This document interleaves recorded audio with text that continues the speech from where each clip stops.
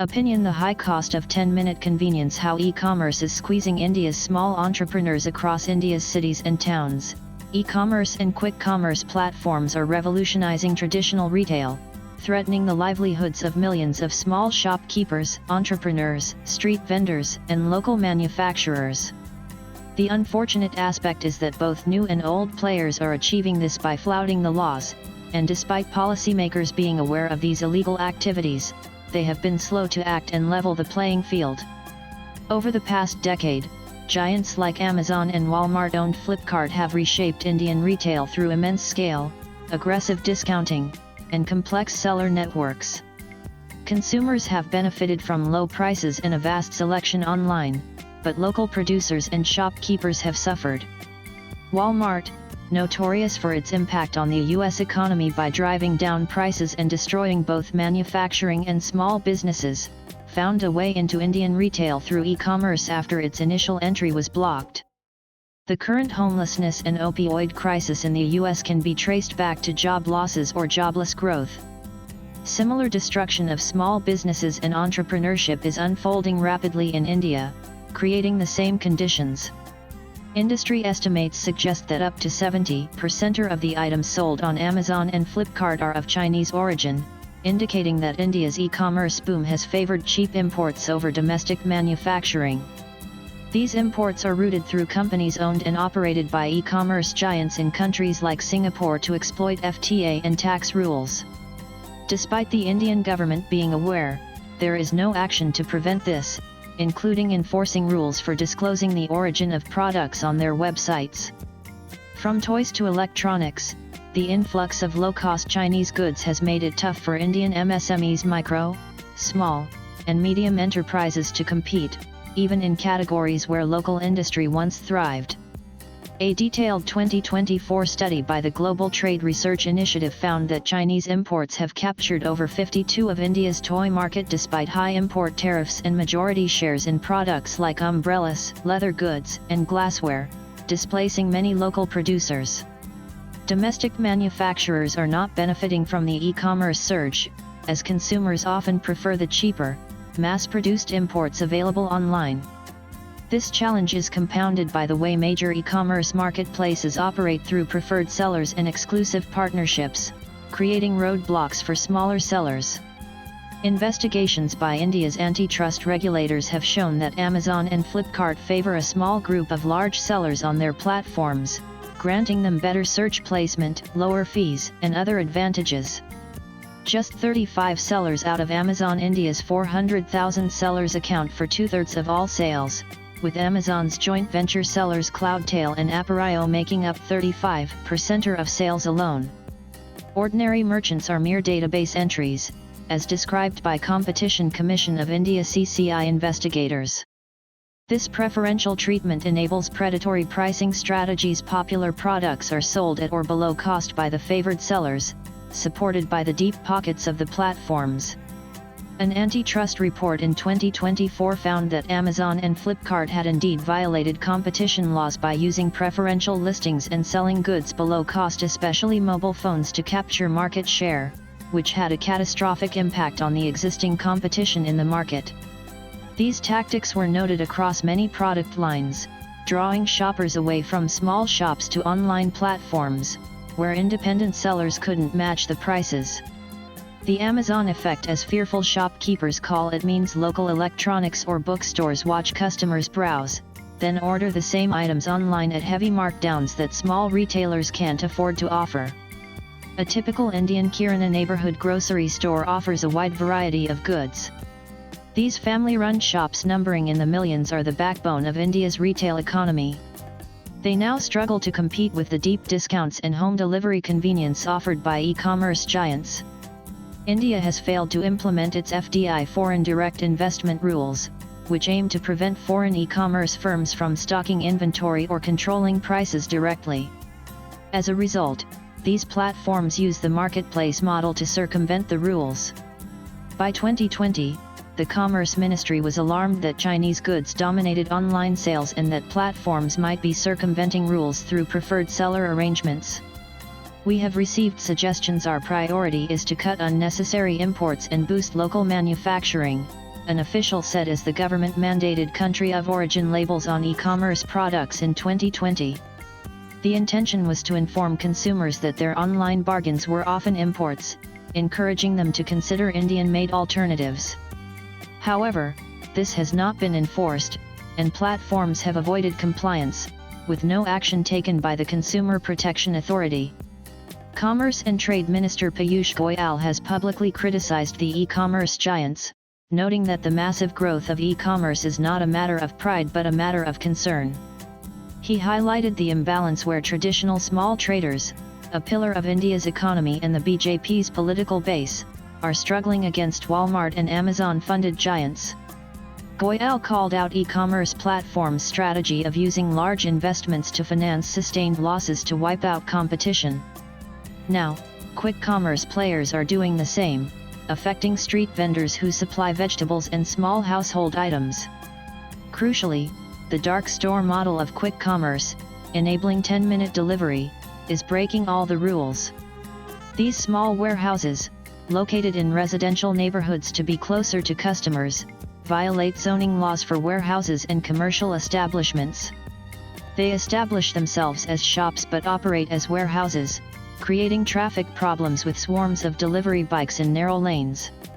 Residents in some cities have protested the noise, traffic, and safety hazards from these 247 mini warehouses. Despite this blatant flouting of zoning laws, state governments' urban affairs ministries have not taken any action. While the police and municipal corporations are active in evicting street vendors, they have done nothing against quick commerce entities destroying other entrepreneurs. Regulators have found safety and quality violations behind the scenes. In recent months, Maharashtra's Food and Drug Administration (FDA) conducted surprise inspections of quick commerce storage facilities and found disturbing lapses. Blinkit's dark store in Punsbale had its food business license suspended after officials found food safety violations, including expired products and hygiene issues. In Mumbai's Dharavi area, a Zepto dark store had its license suspended due to expired goods, fungal growth on food items, and unsanitary storage conditions. The license was later reinstated after Zepto claimed to fix the issues. However, the FSI, the National Regulatory Body for Food and Licensing, has never questioned how fresh food is being stored and distributed from warehouses masquerading as shops, or how these entities openly flout the laws for shops and warehouses. The Bureau of Indian Standards BIS raided Amazon warehouses in March this year and seized hundreds of products, toys, appliances, cables lacking the required ISI safety certification. Despite finding non-certified products, no action has been taken against the organization, with the onus conveniently passed on to the vendors by the platforms. There are institutional gaps and complicity that need to be investigated. Suomotu. Regulatory scrutiny must focus on the larger problem. Some of the cost-cutting and hypergrowth tactics by online platforms may bypass quality and safety norms that brick-and-mortar businesses must follow. After 5 years, and with billions of dollars in trade already done, the Competition Commission of India released its investigation report in September 2024, explicitly stating that by giving preferential treatment and discounts to select sellers, Amazon and Flipkart harmed countless small retailers. It likened their deep discounting to an unfair trade practice foreclosing competition. The report found all allegations of anti-competitive conduct to be true. However, since that report, no action has been taken as all petitions and cases have been transferred to the Karnataka High Court. Now, the platform and regulators play a cat-and-mouse game in court, with the legal fraternity showing little concern for the economy, entrepreneurship, or jobs. Policymakers need to recognize the limitations of current laws and act collectively. Raids and investigations might appease the media but do not change the behavior of these platforms on the ground.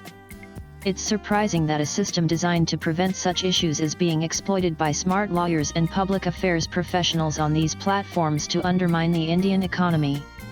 There is no innovation in these digital shops. Delivering something in 10 minutes is convenient but lacks innovation.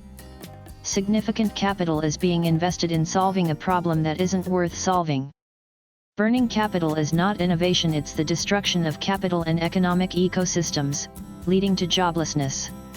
Hence, these entities should not be viewed as technology companies or innovators, even by the courts. There is no balance to be achieved in protecting them. Instead, there is job destruction.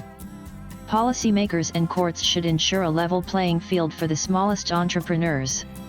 The first step in avoiding further capital dumping is to enforce existing laws, ensuring compliance with foreign investment rules, preventing platforms from secretly controlling inventory via proxies, and consumer protection rules mandating origin labeling and product safety certification online. Secondly, policymakers should stop delaying the Digital Competition Act or Digital India Act to address anti-competitive conduct by big tech and online marketplaces. Lobbying has delayed this bill for over 5 years, and it is urgent that it be passed immediately. Thirdly, several government ministries, including Commerce and Consumer Affairs, have formed a panel as of August 2024 to assess the impact of rapid delivery services on small shopkeepers. The outcomes and proposed actions of this panel must be shared with the public. If the panel has not proposed anything, it should be dismantled. Fourthly, the government must revive and clean up the board and management structure of the Open Network for Digital Commerce (ONDC). Envisioned to bring millions of kirana stores and small sellers online on a neutral platform, breaking global platforms' dominance, ONDC aims to integrate 30 million sellers and 10 million small merchants. In practical terms, the platform has gaps, especially in attracting buyers. Policymakers have also shied away from using policy to make ONDC attractive to consumers. The failure of ONDC is real and present, and action is needed to prevent its complete shutdown. Fifth, India's policymakers must finalize the long-pending national e-commerce policy, addressing grey areas like flash sales, data use, seller parity, and more.